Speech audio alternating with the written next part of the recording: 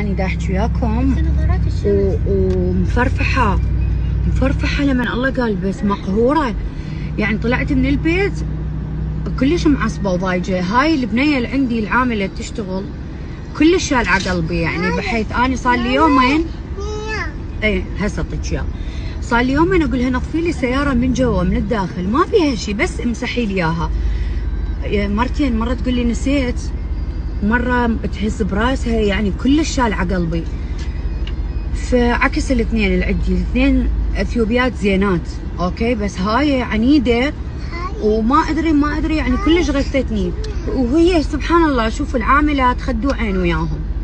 انت شو تسوين هي تسوي وياك. هسه اني كل شيء دا اسوي قدامها غير تعيد وراي، ما ابقى اني اسوي. فقهرتني ضوجتني والله العظيم، عصبتني. هي ما باقي لها شهر وتسافر، شكلي اليوم حرجعها. يعني انا مرتاحه بالبيت ويا اهلي، ما يغثوني بس البيت.